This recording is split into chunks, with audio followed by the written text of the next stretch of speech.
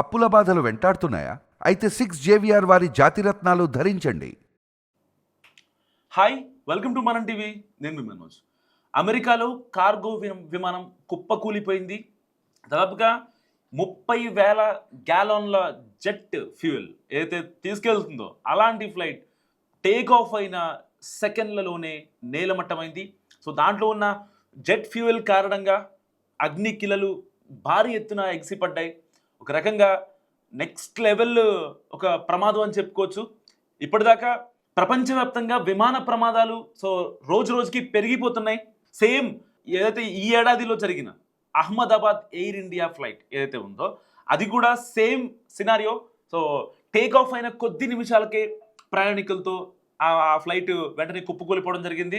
ఎలా అయితే ఆ ఫ్లైట్ అక్కడున్న బిల్డింగ్ల పైన పడిందో సేమ్ ఈ కార్గో ఫ్లైట్ కూడా అక్కడున్న బిల్డింగ్లపై పడింది. సో స్పాట్లోనే ఏదైతే కార్గో ఫ్లైట్ క్యాబిన్లో ఉంటారో ఆ ముగ్గురు పైలట్లు మొత్తం స్పాట్లోనే చనిపోయిన పరిస్థితి. అండ్ ఏదైతే ఆ ఫ్లైట్ డైరెక్ట్గా వచ్చి ఆ బిల్డింగ్ల మీద పడిందో, ఆ ఎయిర్పోర్ట్ చుట్టుపక్కల ఉండే బిల్డింగ్ల పైన పడిందో అక్కడ కూడా చాలామంది చనిపోయారు. సో ఇప్పటి వరకు క్షతగాత్రులు 20 మంది, చనిపోయిన వాళ్ళు 5. ఏదైతే కార్గో ఫ్లైట్ క్యాబిన్లో ఉండే వాళ్ళు కాకుండా 5 సివిలియన్స్ చనిపోయారు. సో కెంటకీ స్టేట్ నుంచి ఈ ఫ్లైట్ బయలుదేరింది. దాదాపుగా 90,000 లీటర్ల ఫ్యూయల్ జెట్ని మోసుకుంటూ ఈ కార్గో ఫ్లైట్ బయలుదేరింది. అయితే ఇప్పటికే ఇది షట్ డౌన్ కారణంగా ఏటీసీ నుంచి ప్రాపర్ సిగ్నల్స్ అందలేదు అని చెప్పేది కొంతమంది చెప్తున్నారు. సో ఏదైనప్పటికీ అమెరికాలో అయితే షట్ డౌన్ నడుస్తుంది. సో షట్ డౌన్ కారణంగా ఏటీసీలో చాలామంది ఎంప్లాయీస్ లేరు. ఇదే ప్రమాదం కనుక ఒక డొమెస్టిక్ ఫ్లైట్కో ఒక ఇంటర్నేషనల్ ఫ్లైట్కో జరిగి ఉంటే ఏటీసీ కొరత వల్ల ఇంకా ప్రమాద తీవ్రత ఇంకా ఎక్కువగా ఉండేది నిజంగా. సో డైరెక్ట్గా చనిపోయింది 3, ఇండైరెక్ట్గా చనిపోయింది ఒక 5. అండ్ క్షతగాత్రులు కూడా పరిస్థితి విషమంగా ఉంది. సో ఏదైనా కొంచెం ఒక రకంగా సివియారిటీ ఎక్కువ ఉన్నప్పటికీ డెత్స్ అనేవి కొంచెం తక్కువగా ఉన్నాయి. ఒకవేళ ప్రయాణికులకు అహ్మదాబాద్ లాంటి అలాంటి ప్రమాదం జరిగి ఉంటే నిజంగా వేరేలా ఉండేది. సో ఇప్పటికైనా ఆ షట్ డౌన్ అనే ఒక మాటని అమెరికా చరిత్రలో తొలగించేసి దానికి సంబంధించిన ఏదైతే కొన్ని కీలక నిర్ణయాలు అక్కడ ట్రంప్ తీసుకొని జాగ్రత్త పడి ఉంటే నిజంగా ఈ ప్రమాదం జరిగి ఉండేది కాదు. ఎందుకంటే ఏటీసీ నుంచి ఒక క్లియర్ ఇండికేషన్స్ రావాలి. సో కంప్లీట్గా ఫ్లైట్ టేక్ ఆఫ్ కానీ ల్యాండింగ్ కానీ వాళ్ళు ఏటీసీ నుంచి మానిటర్ చేసుకుంటారు. సో మానిటర్ చేసుకునే వ్యవస్థ కంప్లీట్గా ఫెయిల్యూర్ ఇక్కడ కనిపిస్తుంది. ఎందుకంటే ఒక ఫ్లైట్ టేక్ ఆఫ్ అయిన కొద్ది నిమిషాల్లోనే అక్కడ మంటలు వచ్చాయి, లైక్ సంథింగ్ ఇంజన్లోంచి మంటలు వచ్చాయి. సో మంటలు వెనకాల కూడా ఫ్యూయల్ జెట్ ఉంది కాబట్టి, జెట్ ఫ్యూయల్ ఉంది కాబట్టి సో దానికి అంటుకొని ఆ ప్రమాద తీవ్రత పెరిగింది అనేది అక్కడ ఫెడరల్ ఏవియేషన్ అడ్మినిస్ట్రేషన్ చెప్తున్నమాట.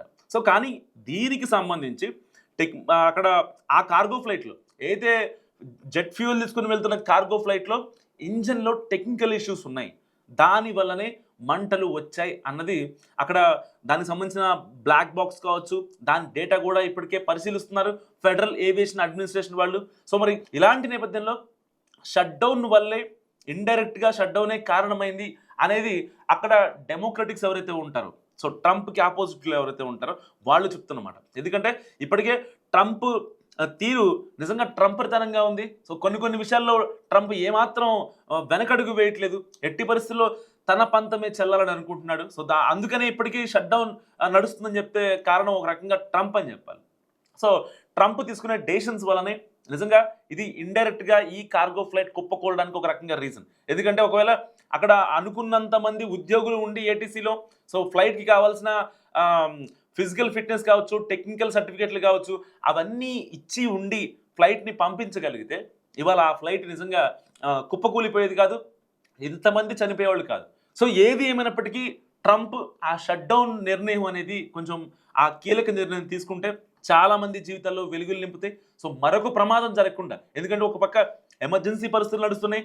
సో ఏదైతే రక్షణ కావచ్చు, త్రివిధ దళాలకు సంబంధించిన ఆ యొక్క పౌర విమాన సరఫరాలు కావచ్చు, లేకపోతే వాళ్ళకి కావాల్సిన ఫుడ్ పరంగా కావచ్చు, సో దాని పరంగా ఎటువంటి ఇబ్బంది లేదు. కానీ ఇక్కడ అమెరికా ఆర్థిక వ్యవస్థ ఎక్కడ కుప్పకూలిపోతుందనే భయం. చాలామంది ఉద్యోగులు లీవ్లో ఉన్నారు.